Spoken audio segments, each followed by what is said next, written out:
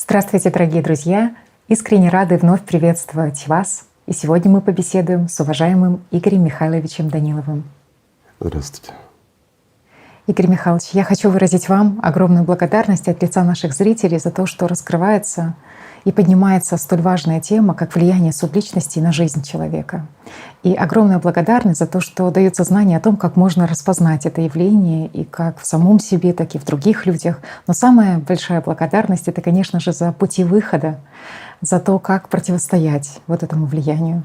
И вы знаете, чем больше знаний, пониманий, осознаний рождается в каждом человеке, тем больше вот этих пазлов складывается в общую картину, и человек чувствует, безусловно, свободу внутреннюю. И тогда уже на практике, опытным путем подтверждается то, что вы говорили, что дорога к Богу становится широкой и ровной, если человек четко понимает вот эти законы, которые написаны самим Богом. И мы четко видим, насколько все-таки данная информация о субличностях, о их влиянии на жизнь человека, о том, как дезактивировать субличностей на протяжении столетий, даже тысячелетий, искажается, подменяется. И, в принципе, до наших дней она дошла в ограниченном количестве, раздроблена достаточно, с огромной подменой понятий и смыслов. Но когда есть вот эти ключи знаний, то ты, безусловно, находишь истинное зерно, и ты понимаешь уже, что к чему. Но в связи с этим вопрос, Игорь Михайлович, а почему все-таки такой акцент сделан на том, чтобы исказить информацию о субличностях? Искажена информация не только о субличностях, а вообще о послесмертной судьбе человека. Да, и многое, что касается именно той стороны, которую мы не воспринимаем обычными земными глазами. А почему это происходит? Вопрос, скажем, хороший. И ответ, как говорится, на виду. Почему? Потому что если человек знает о том, что происходит с ним после смерти, то это многое меняет в его жизни. Почему? Потому что самое важное и действительно то, что является фундаментом всех религий, всех религиозных течений и всего остального — это послесмертная судьба. Человек понимает, он осознает, что он здесь присутствует лишь короткий промежуток времени, а после смерти наступает вечность, скажем. И вот здесь вопрос: где человек будет? Почему? Потому что человек, он как личность, или, говоря языком психологии, на подсознательном уровне, он чувствует и понимает, что жизнью тела его существование не заканчивается. И человек понимает скоротечность времени своего пребывания здесь. Почему? Потому что, глядя на стариков, он понимает, насколько быстро проходит жизнь. Даже если он молод, и ему кажется, что впереди целая жизнь, то, оставаясь один на один, человек все равно задумается о скоротечности и что будет потом. И в связи с этим как раз те, кто влияют с той стороны на эту нашу реальность трехмерную, они позаботились о том, чтобы сокрыть реальность. Почему? Если люди в действительности бы знали, если бы те знания, которые привносили пророки, те знания, которые привнес Иисус Христос, если бы люди их не исказили, а донесли в чистоте, то мы жили бы сейчас в созидательном обществе. Это первое. Второе. У нас бы все, сколько бы нас ни было, миллиардов человек на этой планете, мы все бы стремились к Богу, за редчайшим исключением. Почему? Потому что то, что ожидает человека там, оно катастрофично. И никто не захочет себе такой судьбы. Поэтому оно все тщательно так маскировалось, искажалось, скрывалось. И плюс еще один момент. Давай называть вещи своими именами. Когда дорываются мертвые до возможности диктовать живым, то первое, что они начинают делать, это утолять свой голод любыми путями. Поэтому они переделали, скажем, религиозные течения, они сделали в угоду себе. В действительности давай посмотрим, ведь сейчас даже есть такие страны, в которых это возведено в культ целой страны. Это служение мертвецам. И люди даже не задумываются, что они творят. Ведь когда человек в зависимости от мертвеца, он станет его рабом после смерти. Это страшно. Мало того, что у тебя судьба субличности, так извини, ты еще и раб.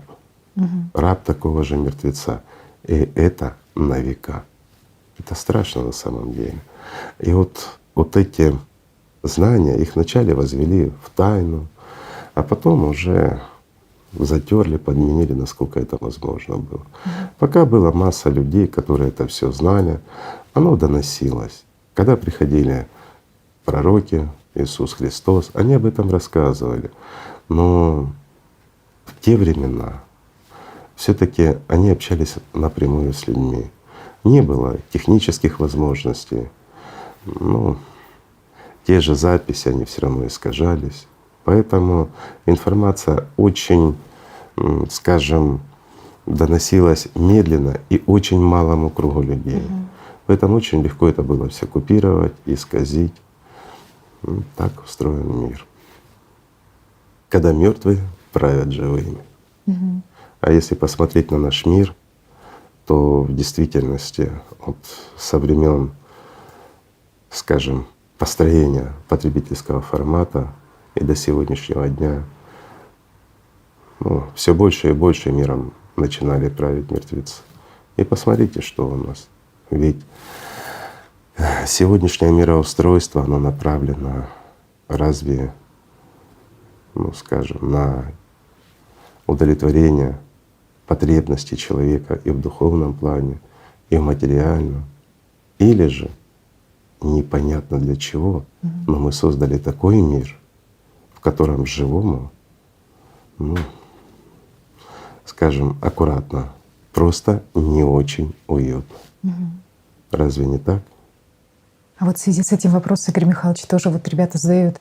А кормит ли человек в каждом своем дне субличностей посредством выброса негативных эмоций? Да, конечно.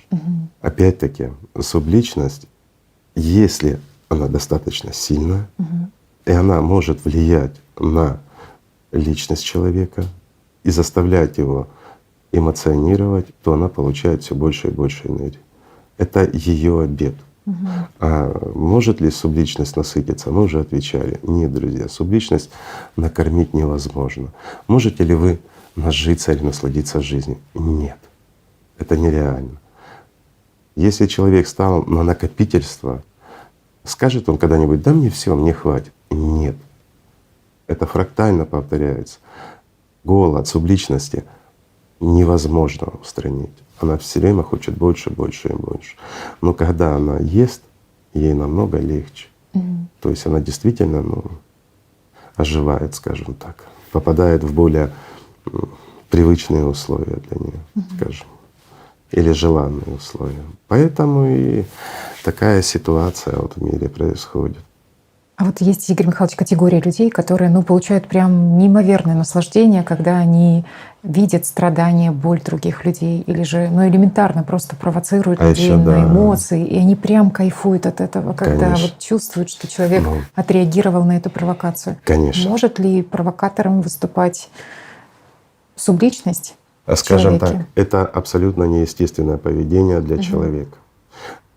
Человек, когда он свободен от третьих сил, от субличности, он никогда не будет провоцировать кого-то на эмоцию или причинять боль и страдания другому человеку. Это нереально. Если человек становится такой жесткий, такой, знаешь, провоцирующий всех на скандал, вредный, скажем так, из-за которого везде скандалы, из-за которого везде склоки какие-то, то это однозначно. Это или третья, или субличность. Но здесь тоже есть огромная разница, кто влияет на человека. Давай не будем забывать, когда-то мы рассказывали, есть и книга «Изоосмос», там хорошо описано за Кондуков, за его систему, Изноли и тому подобное. Как раз те, кто провоцирует. Это люди, которые попадают в паутину этого Кондука. С одной стороны, звучит, знаете, действительно фантастически, да, как-то и не верится. Неужели такое бывает? Друзья мои, если внимательно посмотреть, понаблюдать, вы это все увидите. Вы увидите, как это влияет на вас, вы увидите, как это влияет и проявляется в других людях. И испокон веков об этом говорили, знали и писали. Да, Татьяна права. Все прятали, скажем, те же субличности постарались, те же жрецы помогли. Ну, просто Чёрным наш называлось белым. потребительский, да, наш потребительский формат, он это мир доминации мертвых. Это мир, где как блюдо подается живой человек мертвецам. И это действительно так. Посмотрите вокруг и убедитесь сами. Да, можно что-то пояснить с позиции психологии, там, психиатрии, ну, с каких-то там вот, скажем, культура такая вот сложилась у людей, там еще что-то. Но как объяснить, когда человек у тебя на глазах меняется? Вот просто это другой человек становится. И выражение лица, интонация, все, и тут же он начинает провоцировать всех. Как только все перессорились, переругались, а кто с этим не сталкивался, этот человек опять становится нормальный, он бодрый, он веселый, ему хорошо. То есть, ну, вампиризм, знаете, вот как в народе говорят, это в буквальном смысле слова, оно так и есть. И то, что существуют кондуки, это факт. Просто те, кто не вникал, знаешь, не изучали. Легко сказать, этого не может быть, это вы вот подтягиваете факты, но это как раз говорят те, знаешь, кто вот дорывается до микрофона с той стороны и пытается воздействовать не только на собственную личность, но и на других людей, скрывая факты. По-другому это не назовешь. Почему? Потому что действие тех же кондуков, оно настолько явно. Но ну, поговорить с теми же суицидниками, кто их подталкивал, что они чувствовали, что они видели. Это необъяснимо с позиции психологии. Никак. Это подмены явные, когда это происходит, оно не может происходить без вмешательства третьих сил. Почему? Потому что человек как личность, скажем так, он никогда не будет задумывать лишить себя жизни. Ну, это функция сама или потребность личности — это стремление к жизни. Не просто жизни, а жизни вечной. Сознание, да, стоит на пути, может сбить. Это у него такая вот предписанная программа, я так скажу, от у нашего сознания — это заставить личность работать на систему. Но полно ж других, те же кондуки со своей действительности паутиной. И сам тот факт, что они реинкарнируются и тому подобное. Да, опять звучит, знаешь, как фантастика. Но если бы это не было правда, знаете, это было бы замечательно. Но, к сожалению, их полно. Отследите статистика суицида, вы все поймете, вы все увидите сами, друзья.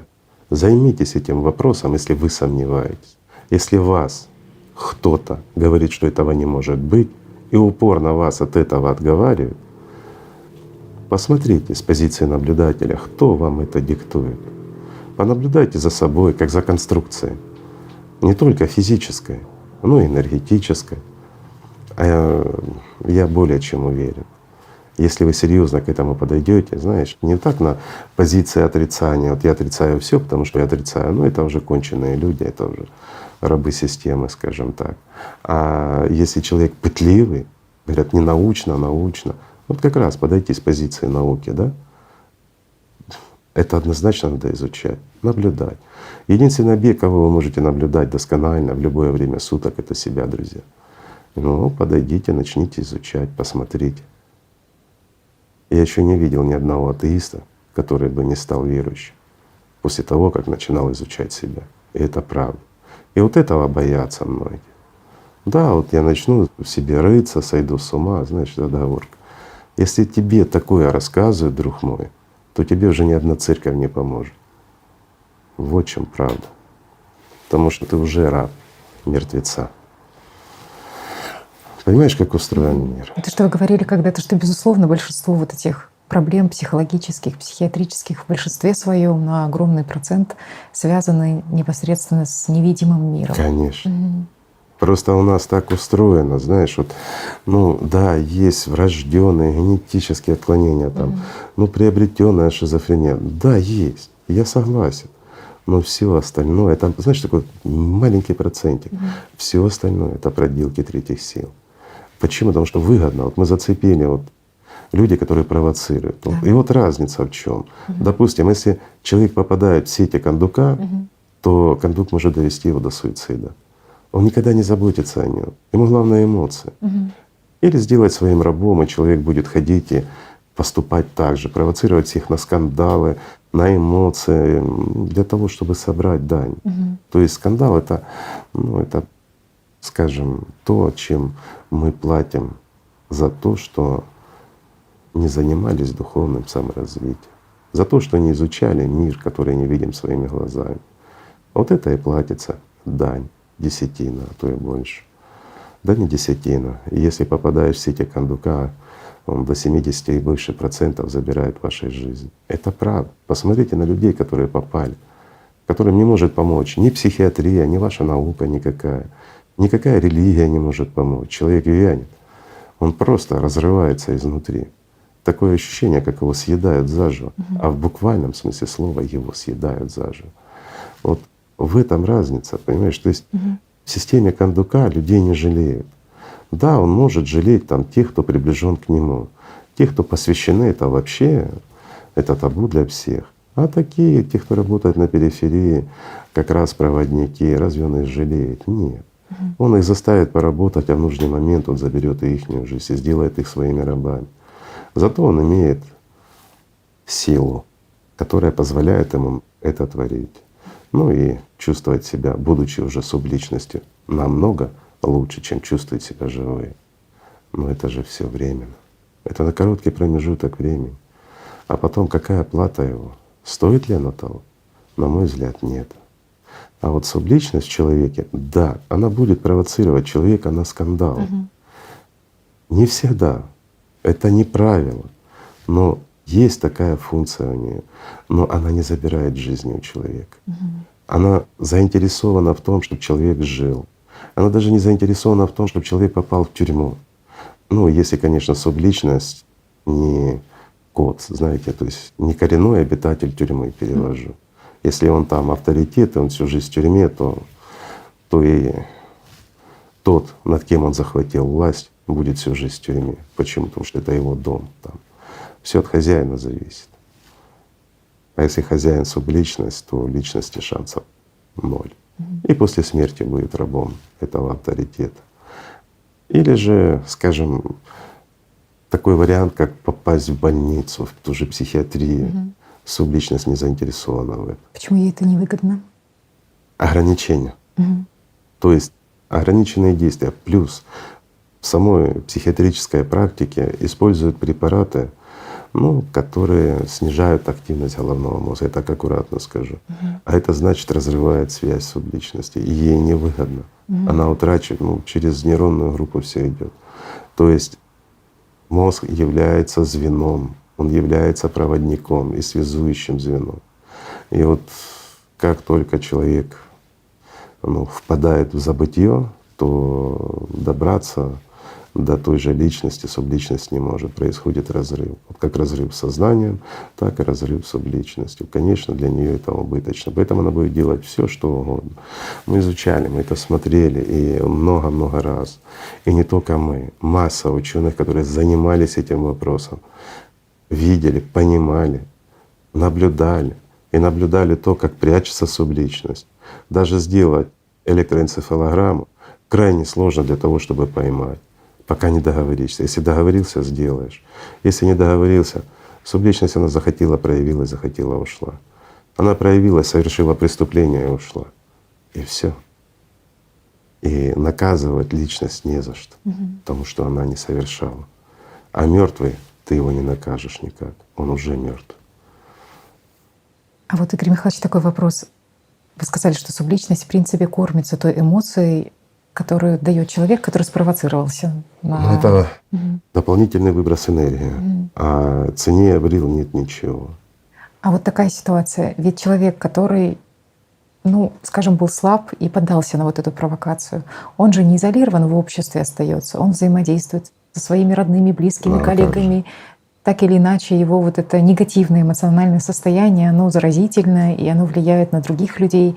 А вот субличность, она кормится только с того, кто отреагировал, на кого была направлена провокация, или со всей вот этой цепочки людей? Я понял твою мысль. Нет.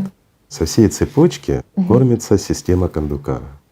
А субличность, извините, только с того, кого она провоцирует. То есть субличность, она вообще ограничена своими возможностями. Это самим, ну, я бы сказал так, самой энергетической конструкцией человека. Это для понимания. Все, что она может, это взаимодействовать через конструкцию. Ну, или взаимодействовать непосредственно с личностью, если она может до нее дотянуться. Это родные, близкие предметы, мы уже говорили с тобой в прошлой передаче об этом. Я понимаю, что людям это интересно, я понимаю, что это необходимо раскрыть. Это тысячи лет лежало, знаешь, в пыли, и боялись это поднять и пошевелить. Но это правда, друзья. Знаешь, почему еще боялись? Потому что подрывает все фундаменты и все устои всех религий, всего на свете. Если говорить правду, это… Ну а с другой стороны, молчать о том, что важно, ну тоже нельзя, тоже не по-человечески. А вот еще, Игорь Михайлович, наша зрительница поделилась своей историей и просила, в принципе, дать совет. Ситуация следующая. Она ухаживает за своей мамой уже 6 лет. Мама взрослый очень человек, 87 лет ей, и она является инвалидом-колясочником и с диагнозом старческое слабоумие. И вот я буквально зачитаю.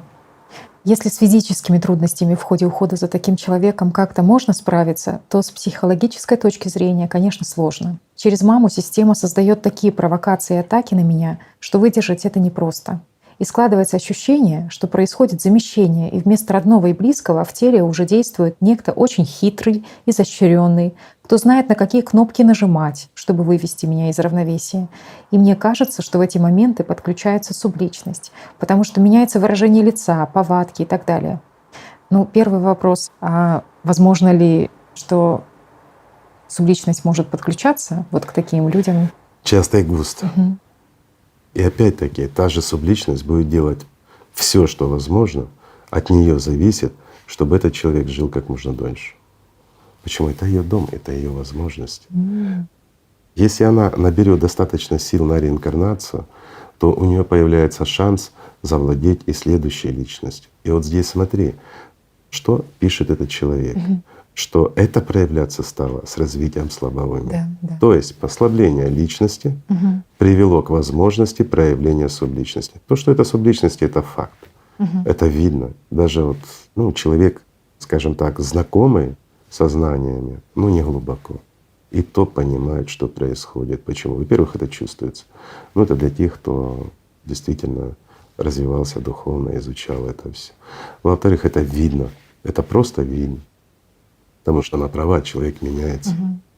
Меняется не только настроение. Он меняется в выражении физики, он меняется. Вот приведу простой пример. Ну, это уже достаточно давно, скажем так. В моей медицинской практике ко мне обратилась пациентка, попросила тоже прийти посмотреть ее маму. Она почти не ходит, ей тяжело встать.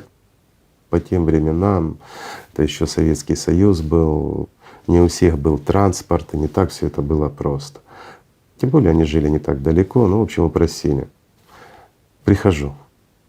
Ну, такая старушечка тоже лет так за 80.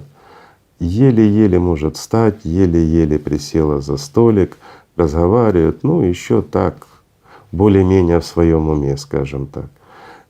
Ну там понятно, по диагнозу это и артрозы, и коленных, и коксартроз, и все на свете. То есть еле-еле ходила. Причем сердечник тяжелый, давно болеет. Понятно, что не по моей специализации как врача, но хотя бы поддержать, поговорить, дать какой-то совет. Ну и больше все-таки для своей пациентки, чтобы она успокоилась, что для мамы она делает все, что может. Это, собственно, и была моя мотивация, почему я к ней пришел. Но что я увидел? Я сразу, когда зашел, ну, видно, что человек, скажем так, контролируем третьими силами, назовем так аккуратно.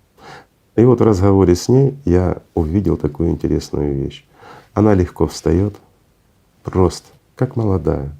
Берет чашку, наливает себе чай, разговаривает со мной, продолжает разговаривать, все. Садится, ставит чашечку. Через секунду: ой, не чаю налили, говорит, спасибо. Понимаете, то есть полностью. сразу первым, как я вот ее увидел, она встала с кровати, пока она там 2 метра до стола, она еле-еле с трудом, с палочками, вот это вот 2 метра прошла, еле села. Понятно, проблем у бабуси много, но она потом встала, прошла как молодая. То есть вообще никаких признаков проблем с суставами. И очень многие родственники отмечают тоже у своих родителей, когда ухаживают за ними, что действительно в какой-то момент вдруг они такими прыткими Совершенно становятся, другими людьми. шустрыми. Что за метаморфозы происходят? То они… Меня, ты знаешь, мне это вот действительно именно этот случай, и почему я его хорошо помню, он меня побудил этот случай на поиск решения, ну, скажем, проблем заболевания сустава и тому подобное. Ведь когда человек не подконтролен, то есть он свободный как личность, он очень больной, он не может двигаться. Но когда им завладевает посторонний, у него исчезают проблемы с суставами. Прекрасно понимая и зная, что такое коксартроз, что такое артроз коленей, когда оно все скрипит и не шевелится, с откуда и как может появляться легкая походка. Понимаешь? Я понимаю, внушение, плацебо, там всякое, человек может там обезболивающий эффект, эндогенные опиаты, мозг блокирует и все остальное. Это мы видим часто на сцене. Когда выходят, знаешь, вот эти вот, скажем, представители религии, которые проводят такой вот сеанс на сцене, якобы исцеления и тому подобное. Нет, многие исцеляются. Почему? Плацебо работает, скажем так.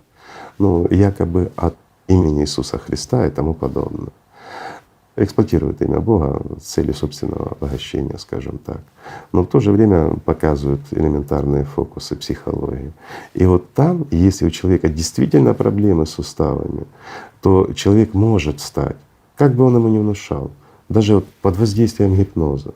Мы это тоже проверяли потом, поверьте, с моим товарищем, когда изучали эту проблему, вводили людей в разные стадии гипноза, все равно он не чувствует боли, ничего. Вот он встает, он встает с учетом поражения его суставов. Но когда человеком овладевают другие силы, у него появляется гибкость, ловкость, легкость. Это отдельная тема, но это очень интересно. И я потратил несколько лет на изучение этого, а потом нагрузка увеличилась, вынужден был заняться другими вопросами, как раз занимались и регенерацией там, и много других. В общем, не удалось мне довести это до логического завершения, почему не хватило времени, а потом отвлекся. А вообще тема очень интересна. И в ней действительно много мы находили интереснейших фактов, подтверждающих, знаешь, такое паранормальное явление, как говорят вот на сегодняшний день. Так самое интересное, это для докторов, кому будет интересно. При изучении, у нас не было тогда ни МРТ, ничего, даже КТ так крайне сложно было сделать, но мы делали рентгеновские снимки. Рентгеновские снимки, допустим, тех же тазобедренных суставов показывают удручающее состояние. После того, как в человеке проявляются подобные силы, он показывает такую изумительную легкость движения, все причем с отводами, все тесты проходят как практически здоровый человек. Для тех, кто не с медицины, скажем так, не хрустит и гнется, и легко гнется. И в этом же состоянии делаем рентгеновский снимок один в один. То есть неоправданные движения. Единственное, что замечалось, да, это появляется щель суставная, что этот выброс синовиальной жидкости в сустав происходит или что. Понимаете, тоже мы же подходим с позиции и физики в то же время, и физиологии, и всего остального. То есть не может она просто так работать.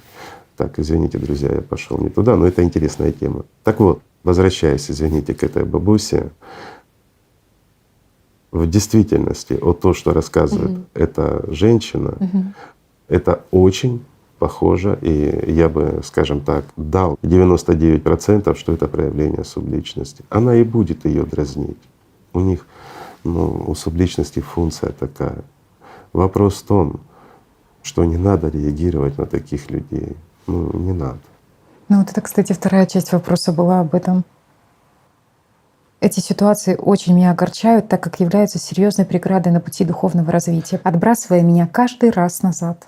Первые годы меня даже посещали мысли о самоубийстве, но сейчас я стала сильнее, благодаря поддержке мужа и, самое главное, передачам с участием Игоря Михайловича Данилова.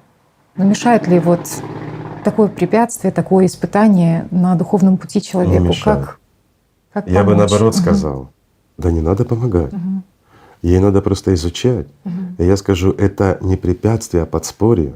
Ведь она видит воочию сама, что существует и другой мир.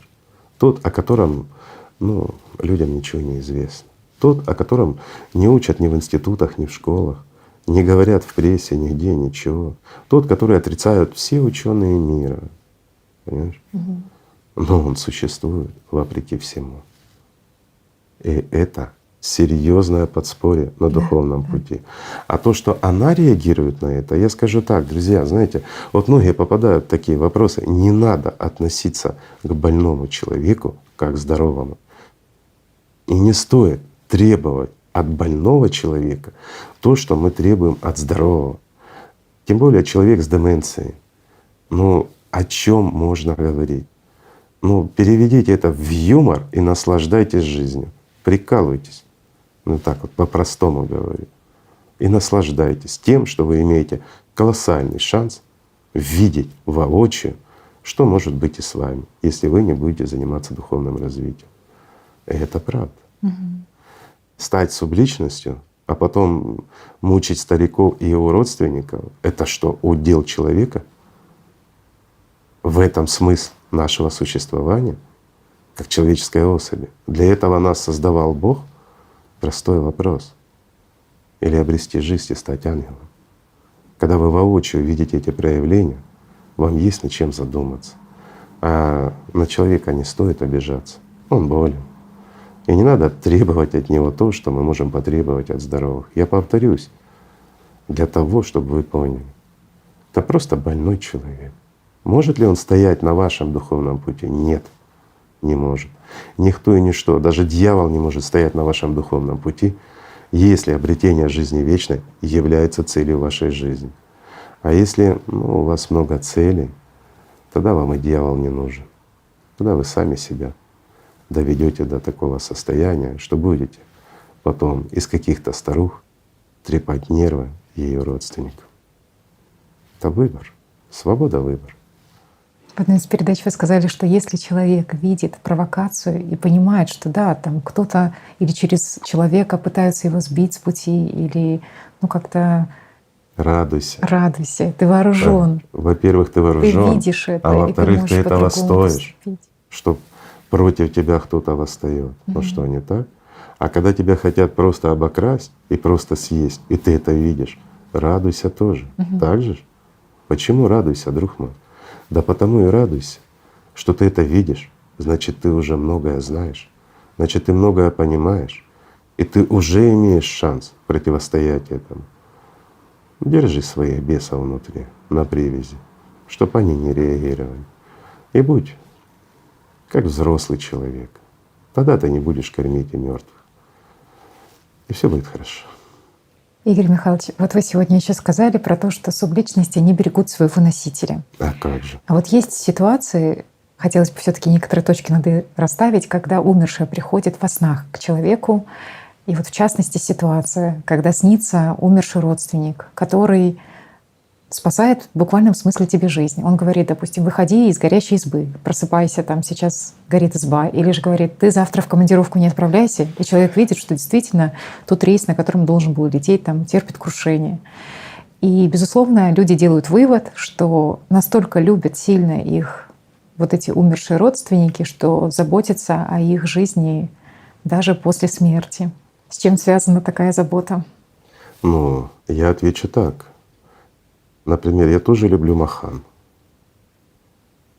А отвечу по-другому.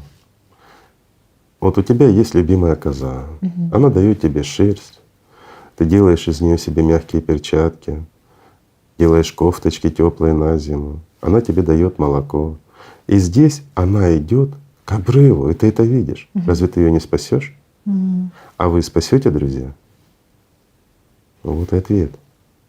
Не нужно у мертвых искать что-то душевное.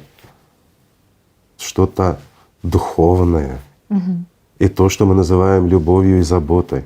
Единственное, о чем заботятся мертвецы, это о своем аппетите и утолении собственной жажды.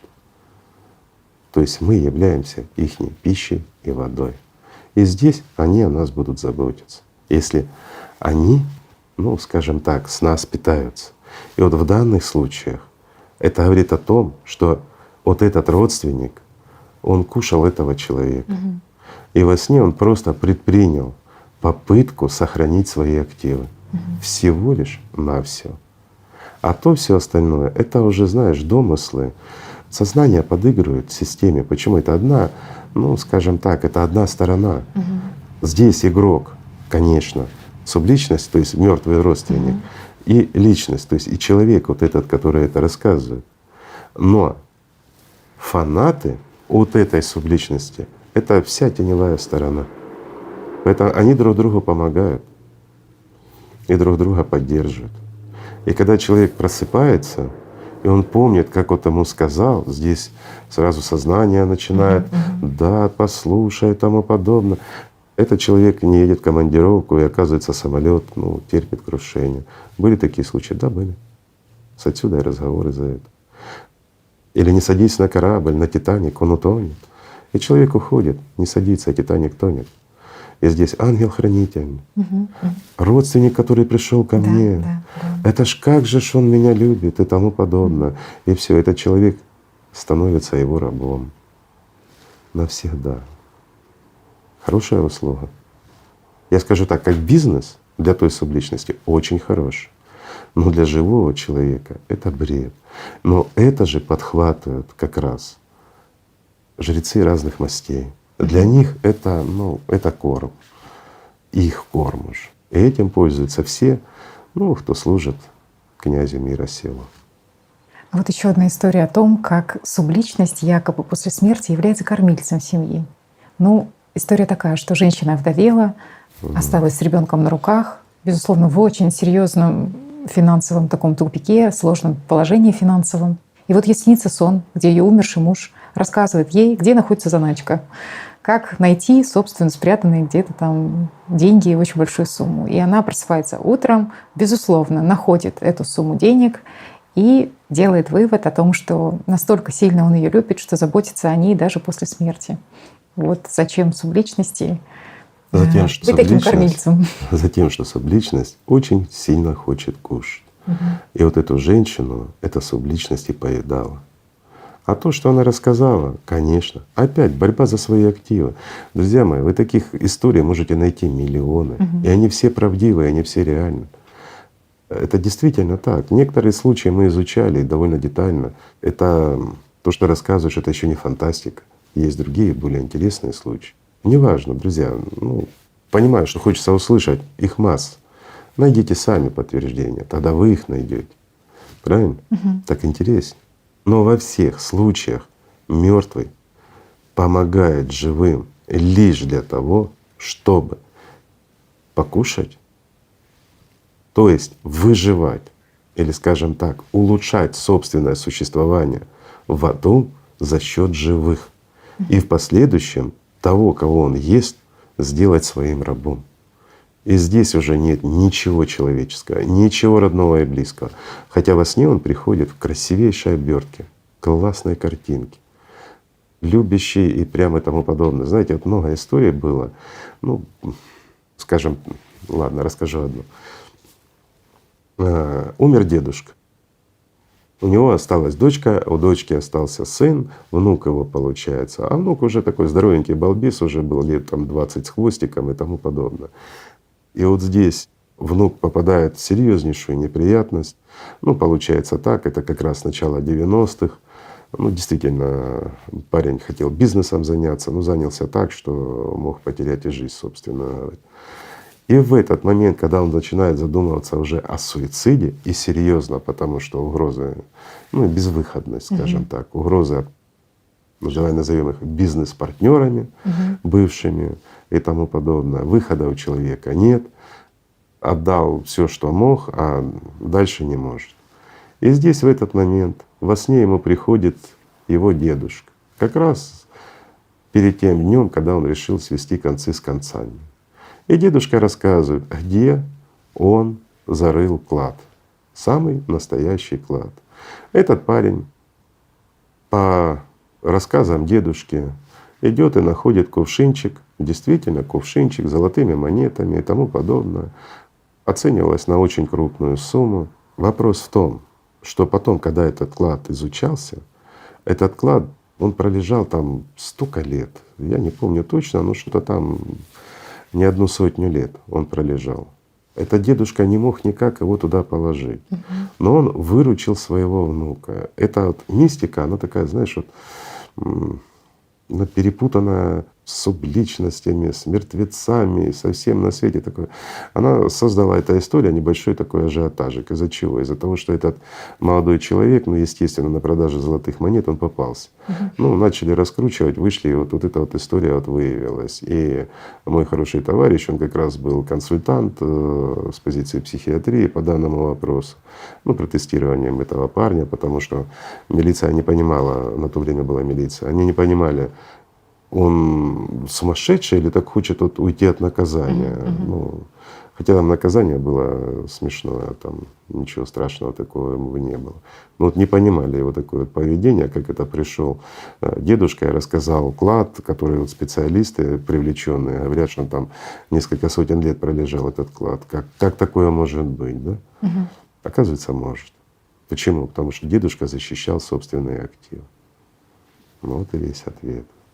Да, в данном случае, получается, с этой женщиной, она, по сути, воспользовавшись этим имуществом, она открыла вот эти врата, через которые субличность еще больше… Ну, то есть это же имущество принадлежало этому человеку? Это Нет? даже не в том факт, что Просто чисто, чтобы вспоминали, то да? имущество или еще что-то. Это говорит о том, что он уже ее поедал.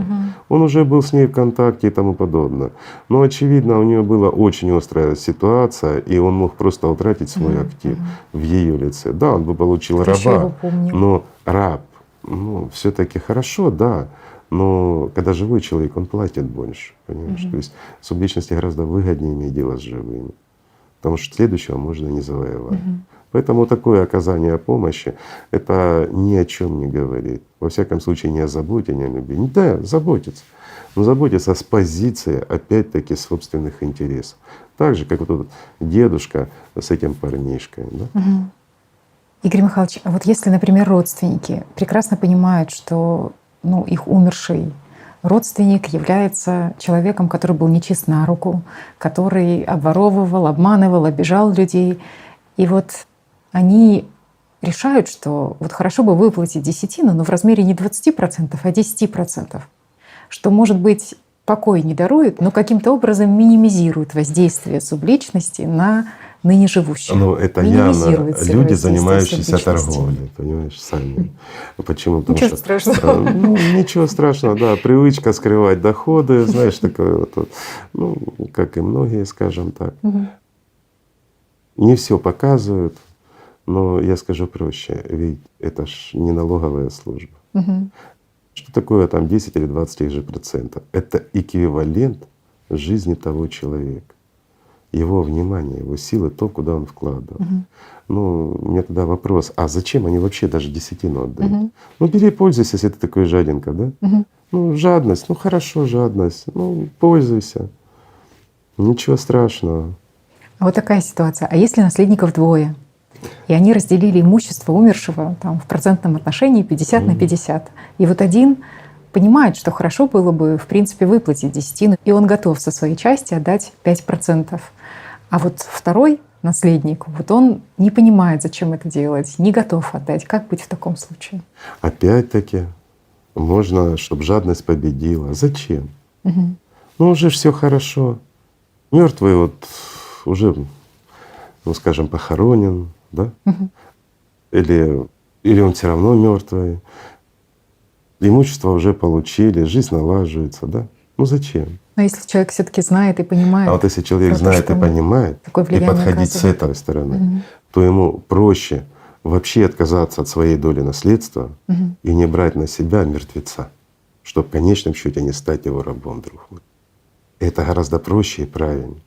И Если уж, а это частое явление, знаешь, когда вот наследство делится на двоих, на четверых, и вот один понимает, а другим жалко. Говорят, ну мы выкинем деньги там и тому подобное, что за бред? Это ж наше.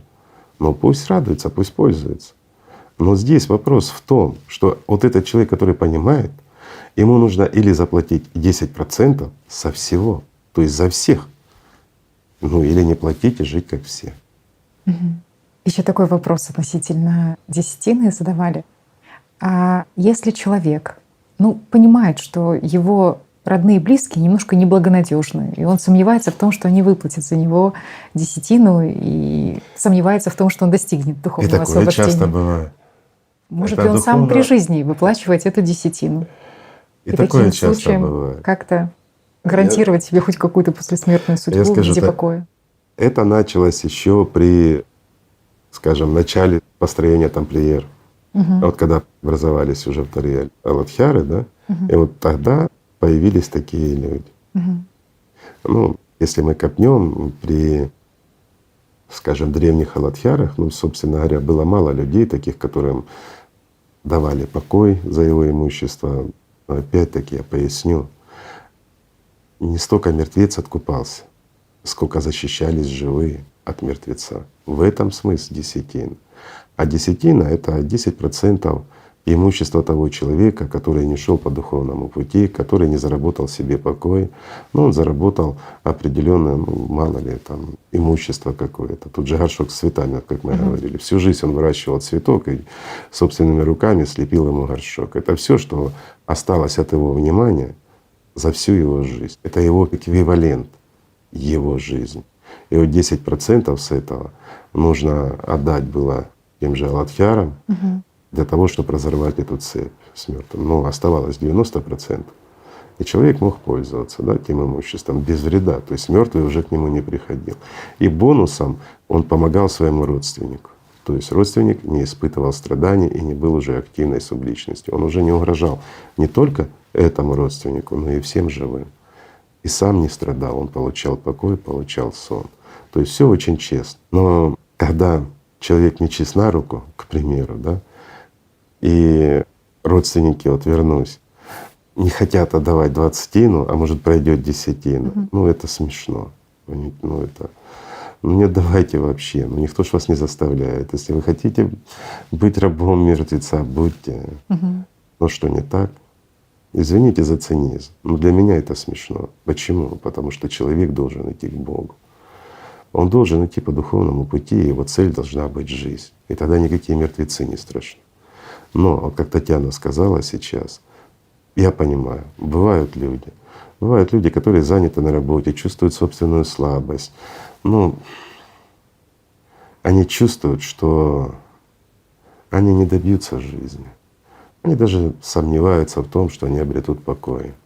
Но, будучи людьми умными, имея знания, они хотят защитить своих родственников от себя же, как от мертвеца, или же защитить себя, скажем так, обрести покой. И да, было такое, люди платили десятину, они приносили десятину от всего своего имущества, а потом от каждого дохода десятину передавали аладхярам. Таким образом человек защищал сам себя, но он еще защищал и своих родных и близких. Он им не просто оставлял наследство, он им оставлял чистое наследство, которое не принесет им никакого вреда. И они могут с ним делать, что хотят. И сам обретал покой, не надеясь на родственников, на их помощь. Потому что люди жадные существа, особенно до чужого добра. Что не так? Игорь Михайлович, работает ли эта практика сегодня, когда люди отдают десятину, скажем так, на храм Ну, Божий? Или 10%, скажем, из имущества умершего они направляют на благие цели, например, на то, чтобы закупить оборудование для хирургического отделения какого-то клиники и так далее? Я скажу так, не надо путать прощение и благотворительные действия. Вот то, что ты перечислила, это благотворительность. К примеру, человек десятину отдает на свою религию или на храм. Замечательно, значит, это не жадный, хороший, добрый человек. Что здесь плохого? Он пользуется этим храмом, к примеру, или хочет построить храм. Замечательно. Это, знаешь, кто-то ходит в церковь, кто-то ходит в другие храмы, ну, неважно, но это его храм, куда он ходит, где он может себя чувствовать хорошо, где он встречается с друзьями, где он, ну, молится, ну, хоть как-то он тянется к Богу. Что здесь плохого? А это спонсорская поддержка. Опять давай посмотрим здраво. Вне зависимости от религии, храм, он требует ухода? Требует. Его надо чистить, мыть. Во-первых, его надо построить за что-то. Во-вторых, его нужно оборудовать. Это отопление и свет, это все деньги. Его нужно содержать в чистоте, в порядке. Когда ты приходишь, тебе же приятно, когда он чистый, правильно? Но кто-то должен убирать. Возьмем даже, ладно, на волонтерских основах его кто-то убирает, без зарплаты. Но моющие средства, они же денег стоят. Вода, канализация денег стоит. Все стоит денег. С откуда эти деньги берутся? Вот опять-таки вот с пожертвования людей, правильно? Плюс батюшку содержать, плюс у батюшки куча начальства, у него семья, там, у тех семь. Ну это нормально, это бизнес такой у них. Но содержать же это надо, чтобы оно работало. Так же? Ну вот ответ. Игорь Михайлович, вы говорили, что десятина последний раз работала во времена тамплиеров. И это прощение. А мы с тобой говорили сейчас о благотворительности. Так же, как человек взял там, ну, я не знаю, там 10% от умершего, там, родственника от его наследства и отдал на благотворительность, закупил деткам что-то. Да, он сделал хороший поступок. Но будет ли ему помощь и помощь субличности? Нет, конечно. А за что? Простой вопрос: за что, друзья? За то, что он добрый, хороший человек, ну замечательно. Но если он добрый, хороший человек и идет по духовному пути, действительно стремится, то за себя ему бояться не за что. За своих родных и близких, которым тот родственник может нанести вред, ну извините, а кто мешает родственникам стать на духовный путь и идти к Богу? Они не хотят, не получается. Но они не хотят и не получается. Допустим, не хочет человек, чтобы в дальнейшем на родственников этот покойный родственник влиял, да, оставив свое наследство. Он хочет сделать что-то хорошее. Ну это замечательно. Если он действительно хочет, то это будет работать, но лишь в том случае, если это передается на Аладхьяр. Тех, кто правопреемники, и тех, кто получил этот закон. Ведь именно от них это пошло. И давай вот глянем, мы уже упоминали с тобой в одной из передач, ведь эта практика пошла еще задолго до шумер. И шумеры еще описывали десятину, кстати, вот шумеры описывали десятину уже, как раз ту, которую человек должен приносить с каждого дохода, если он хочет обрести покой. И это было у них уже прописано, как в свод правил. Извините, от Аладхьяр до шумер ну, не так уж много времени прошло. Вот поэтому эта история, она, скажем, с этой десятиной, она до сегодняшнего дня и жива. Но ее использовали люди в религии, но это уже совершенно другой контекст. Вот простой пример приведу. Может ли работать прощение за ту же десятину или там за имущество, неважно, или двадцатину, если не сильно жадные это те люди, увлекающиеся торговлей, да? Может ли она работать, если они приносят в храм, там, вот священнику на храм? Не может. Почему? Есть четкие законы. Во-первых, Аладхьяры должна быть группа. Можно ли было поодиночке кому-то? Невозможно, нереально. Это право, которое дал Господь для защиты живых от мертвых. Все остальное — это в нашем понимании. Там деньги, имущество — это имеет ценность. В понимании мира духовного и в понимании, опять-таки, мира темного — это энергия. Это жизненная энергия, это эквивалент. Оно не имеет никакого отношения к тому, что мы называем деньгами, имуществом и тому подобное. Это больше, это жизненная энергия, это сила врил. Это самое ценное, что может быть. А как бы мы ее ни обменивали, мы, кажется, в прошлой передаче с тобой об этом разговаривали, да? То смысл от этого, любая конвертация — это все равно та же самая сила, она перетекает. В этом и суть. Почему нельзя, если надо, скажем, для того, чтобы получить прощение, дать 10 за 20%, ничего не получится. Ну с кем и как ты будешь торговаться? Ну ты ж не в налоговой, ну в самом деле.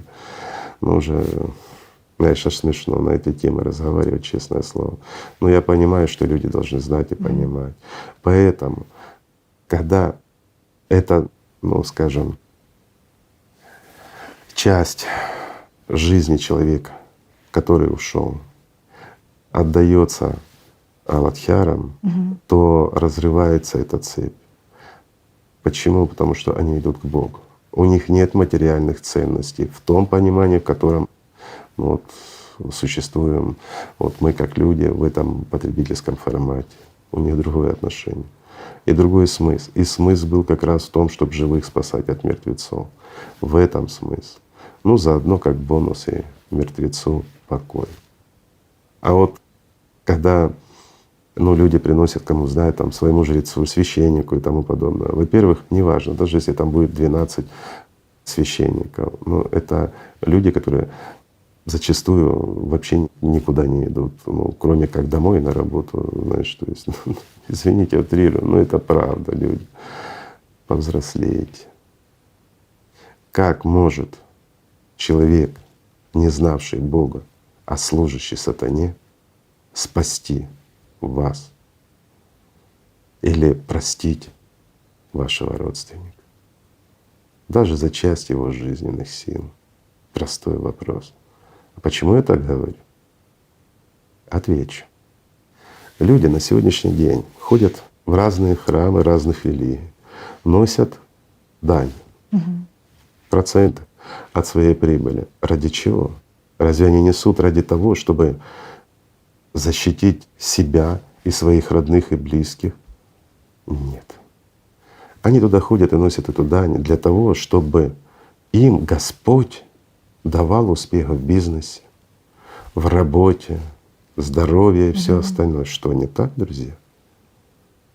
Ведь это же бизнес, это же потребительский формат. Вот и несут десятину для того, чтобы Господь в 100 раз больше отдал. Ведь так же ж сказано, да? Ну так сказано о любви Божией. Когда ты свою любовь посылаешь Господу Богу, друг мой, то назад от Него ты получаешь старицей. А когда ты приносишь никому не нужные бумажки и отдаешь их своему жрецу и надеешься на то, что Господь тебе не спошлет, да, не спошлет, но не Господь Бог, а сатана. И ты должен это знать, ибо Ему ты в руки и принес. И это правда. Этот мир, скажем так, имеет своего князя, и имя ему шайтан, сатана, дьявол. Неважно. Неважно, как мы его назовем. Суть его от этого не поменяется. И когда приходят, приносят, знаешь, пожертвования в храм, особенно там выливают имя свое на колоколе, чтобы оно звучало, в надежде на духовный мир, это глупо и смешно. Просто глупо и смешно. Потому что то, что они приносят с материальной выгодой, а приходят все-таки, еще раз говорю, не просто, что им воздастся в мире духовном, а то, что они получат прямо сейчас. И проводят им ритуалы на удачу, освещают ихние дома. Что не так? Бесов гоняют в домах, машины освещают, коня железного благословил. На успех благословляют. Знаешь, вот правда смешно. Это взрослые люди, которые, во всяком случае, я считаю так, что если человек становится или идет в жрецы, служение Богу, как они говорят, он должен досконально знать. А когда ты знаешь, что этой ерундой заниматься не будешь, потому что менять живое на мертвое — это бред. Просто это служить сатане — это сумасшествие. А это действительно так. А когда жрец именем Господа Бога, Аллаха, Иисуса Христа, неважно, он благословляет машину или дом очищает от каких-то бесов, он изгоняет, вешая свои там всякие рисуночки или еще что-то, и человека там бесы не будут трогать. Да бесы в человеке живут. Как он изгонит из человека беса? Тот, кто с бесом всю жизнь ходит. Ответьте мне на этот вопрос. Просто бизнес. Что не так? Но бизнес угодный сатане. Разве он угодный Богу, этот бизнес? Вот ради этого знания и подменились, исказились, и была создана религия. Очень удобно. очень доходная, контролирующая не только кошельки людей, но и их сознание. Что не так, друзья?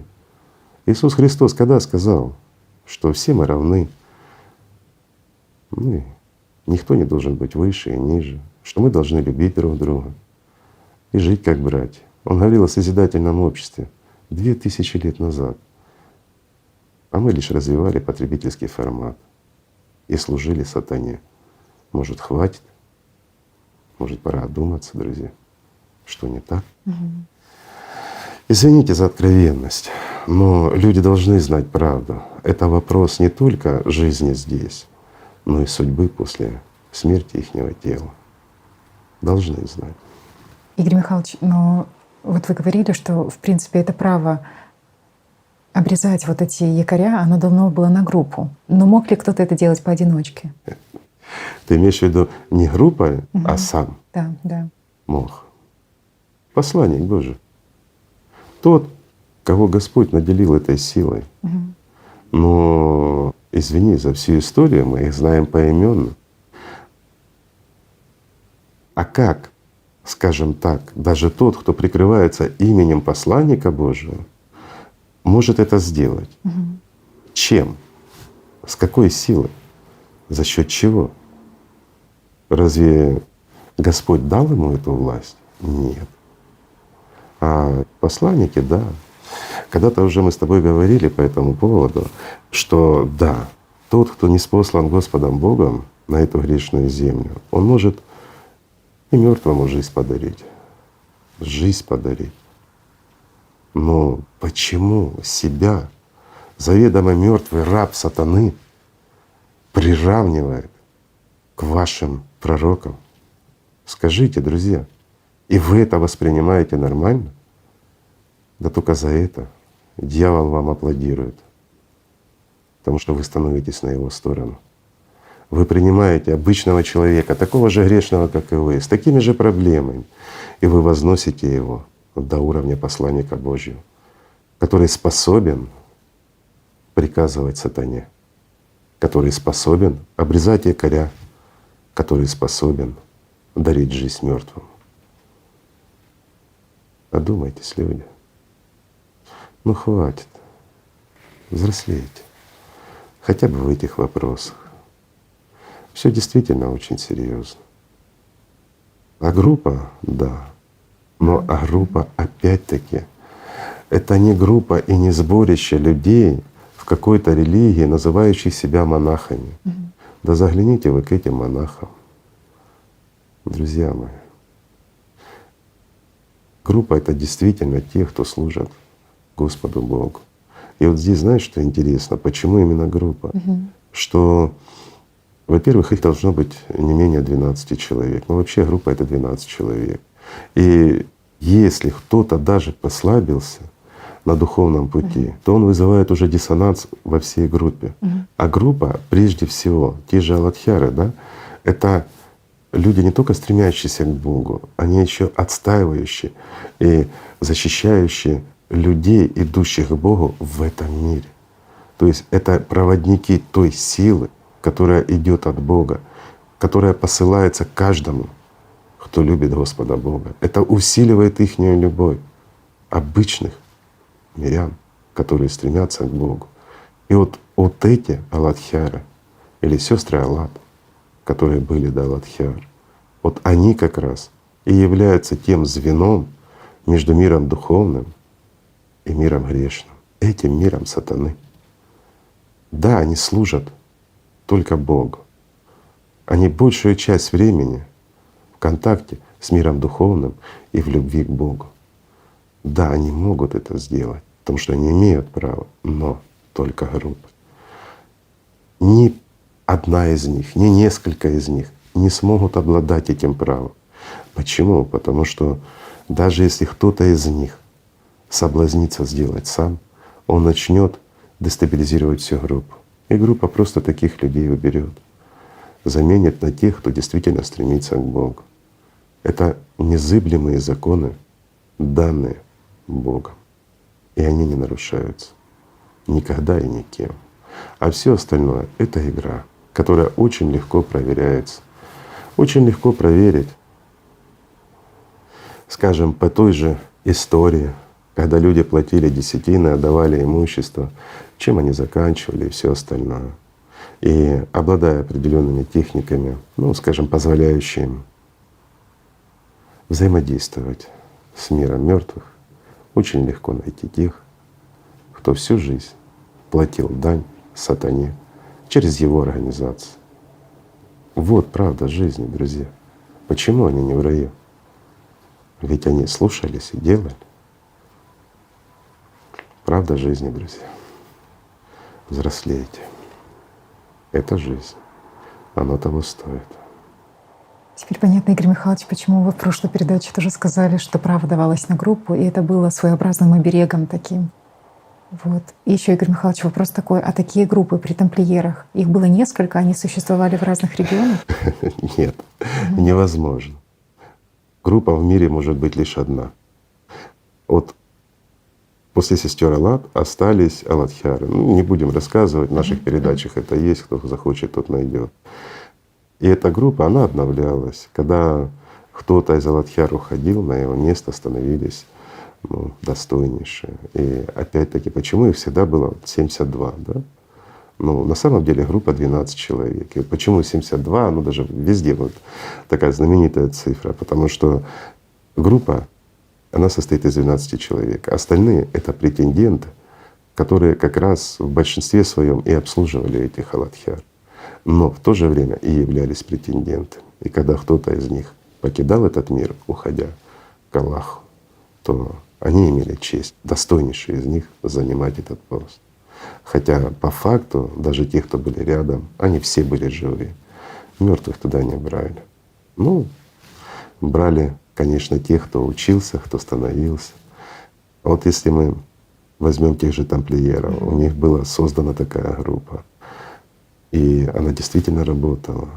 Ну, опять я вернусь, просто еще раз расскажу и повторю, потому что сознание людей зацепит. Если у древних Алладхьяр мало было людей, которых к ним привозили. Почему? Образ и имя — это то, что должно быть. Не было тогда фотоаппаратов цифровых и всего остального. И образ передавался, к первым еще возили покойников. Но это было очень мало количество людей, которым действительно нужна была такая помощь. А вот при тамплиерах нагрузка была огромная. Но Алладхьяр, они помогали лишь тем, кому считали, что они должны помочь. Но помогали не мертвым, а помогали живым, защищая от мертвецов. И помогали исключительно и выборочно. Хотя первое время они, когда они стали, они много помогали. Действительно многим помогали.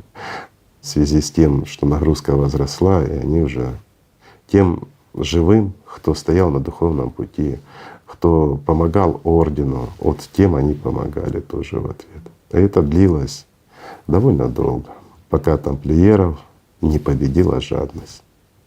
Это был орден духа в действительности вначале, а потом стал орден банальной наживы. И это правда. Они, скажем так, убрали молодое поколение, дождавшись, когда уйдет взрослое. Они не возобновили орден. А когда припекло, и они поняли, что дьявол их победил, и им конец, они в спешке попытались восстановить этот орден. Но Господь этого им уже не дал. Каждый делает свой выбор и за него отвечает. В этом суть. Тамплиеры, они убили сердце своего ордена, ибо сердцем как раз и были сестры Аллат. А без сердца ни один организм долго не проживет. И они пожали то, что посеяли, как и многие из людей в этом мире. Думайте, друзья, что сеять и где, и что вам придется пожинать. Это правда жизни.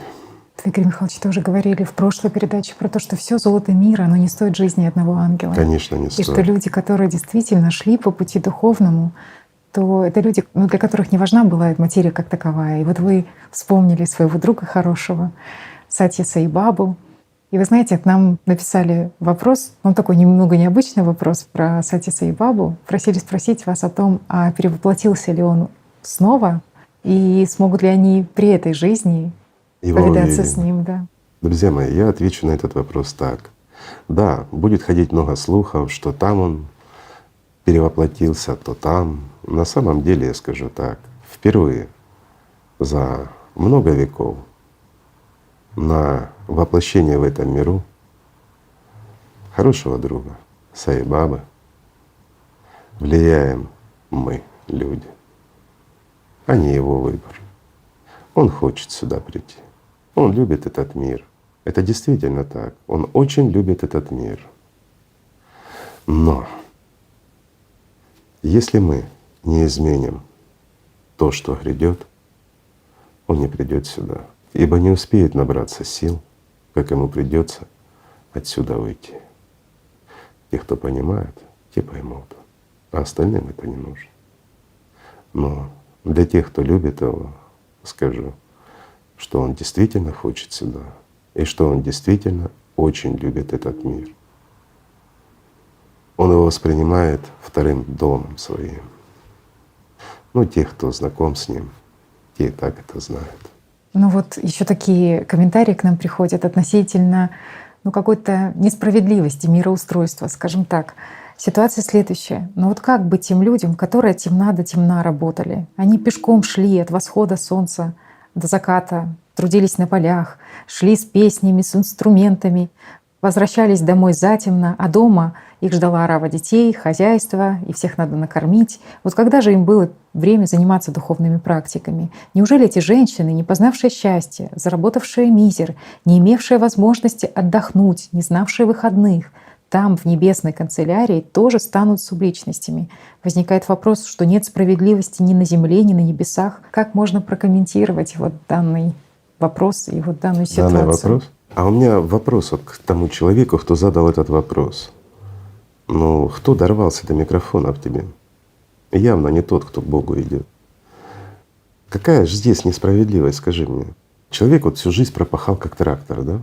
Но если бы Господь хотел, чтобы человек работал как трактор, Он сделал бы его трактором. Ну, в самом деле. Но Он сделал его человеком. Что, не так? Да. Нельзя же всех муравьев делать, Да. по сути. А здесь ангелами. получается, что таких людей ведь много. Это ж не только касается этой женщины. Много. Они вставали до зари, с песнями шли, с тяпками в поля, работали как трактор, потом плодились как кролики, всю жизнь в заботе, в проблемах. А у меня вопрос: а кто им запрещал Бога любить? А что, тяпка мешала любить Бога? Или потомство ихнее мешало им любить Бога? Так о какой несправедливости идет речь? Или во время песен, которые они пели, идя на работу, нельзя было любить Бога? Практиками некогда заниматься. Плодиться у них было время, а Бога любить не было. Ребят, знаете, действительно, это, знаете, вот как говорят, адвокат дьявола, да, это адвокат субличности, ибо вопрос такой идет: или от потенциальной субличности, или от того, кто контролирует эту личность. Потому что это вопрос несправедливости и обвинения Бога в том, что творит дьявол. Ну, это такая вот фишечка сатаны, по-другому не скажешь. Вот почему у нас идут войны? Да потому что мы звери, потому что нами управляют мертвецы. Поэтому войны у нас, поэтому несправедливы мы друг к другу. А что, не так? При чем здесь Бог? Бог дал человеку шанс обрести жизнь. А вместо того, чтобы обретать жизнь, мы идем и забираем жизнь у кого-то, даже не думая и не зная о том, чем заплатим сами. Так устроен мир. И правит здесь сатана. Мертвые помогают им. Но мне кажется, это неправильно. Этот мир Господь отдал людям. Ведь Он не отдал его ни мертвецам, ни дьяволу. Разве не об этом говорили ваши пророки? А мы, перестав слушать пророков, пойдя за теми, кто их угнетал и убивал, мы, люди, сделали этот мир таким, какой он есть. И мы в этом теперь обвиняем Бога. Ничего вам это не напоминает? Двойные, тройные стандарты. Любимая манипуляция и игра сатаны. Мертвецы так забавляются с живыми. Это неправильно, друзья. Никто, даже сам дьявол, не может помешать человеку, если он делает свой выбор служения Господу Богу, обретения жизни. Человек по-любому ее обретет. Но надо быть твердым на своем пути.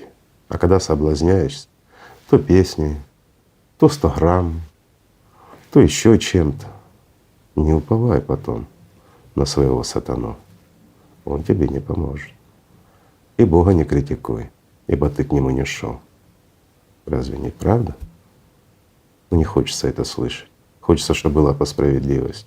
Я живу как хочу, творю, что хочу, а Господь мне потом, ну скажем так, посылает ангелов, они берут меня на ручки, относят в рай. Вот сказка жрецов, она хорошо подходит. Вот поэтому вам и дали эту сказку, чтобы послушными овцами вы были в руках мертвых, которыми управляет сатана. Люди, проснитесь. Жизнь того стоит. Ладно, Танюша.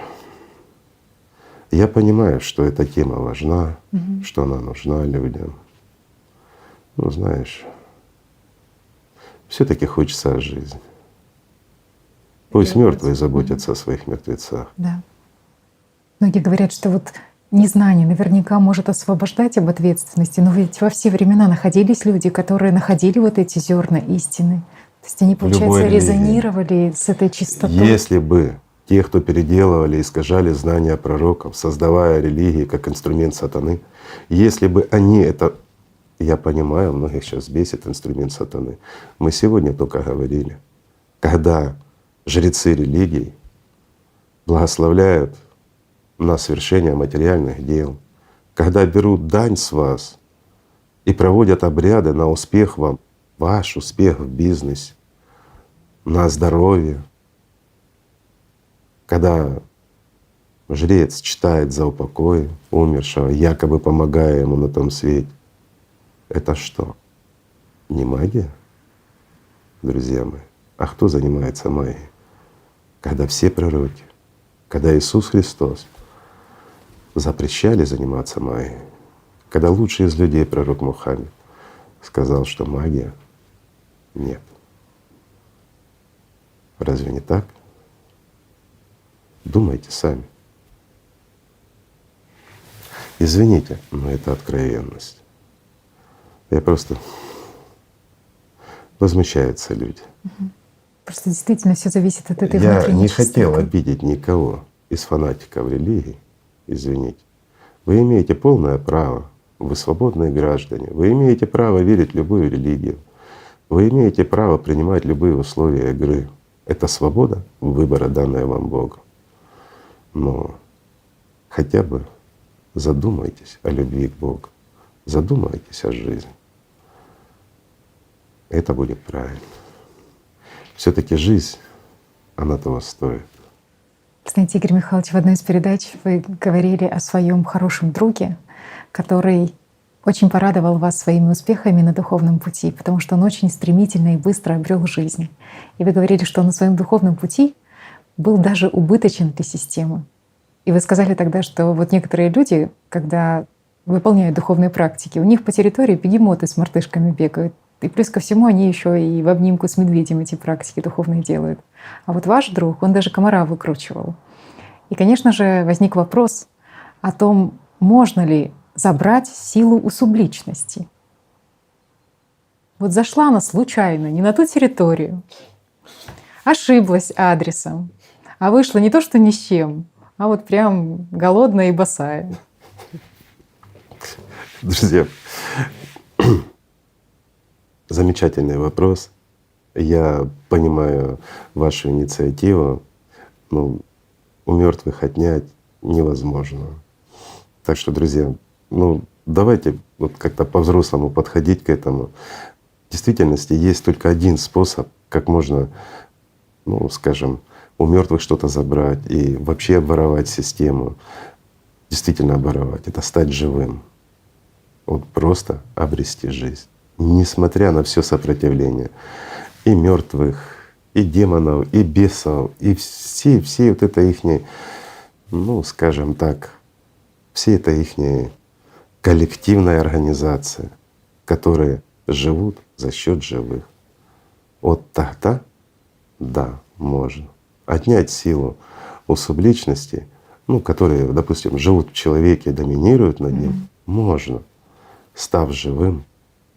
И когда ты уйдешь в лучший из миров, который вообще может быть, в мир Бога, тогда все субличности, которые, если они были в тебе, они просто перестанут существовать.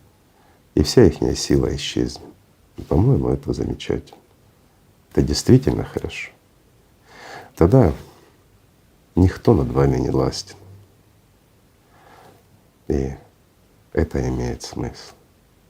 Это то, ради чего сюда приходят все люди, для того, чтобы обрести жизнь. А все остальное — это то, что творит шайтан. Но несмотря на всю эту грязь от шайтана, мы должны, знаете, вот я уже говорил, повторю еще раз, как цветок лотос из этой грязи, гнили, из этого болота все-таки предстать перед солнцем в своей чистоте. Так что, друзья, давайте просто любить друг друга. Спасибо. Огромное спасибо, Игорь Михайлович. Спасибо вам, друзья. И не просто любить друг друга, а еще и стремиться к миру духовному. И самое важное — давайте любить Господа Бога нашего. Он один, как бы мы его ни называли. И давайте, наконец, осознаем это и примиримся.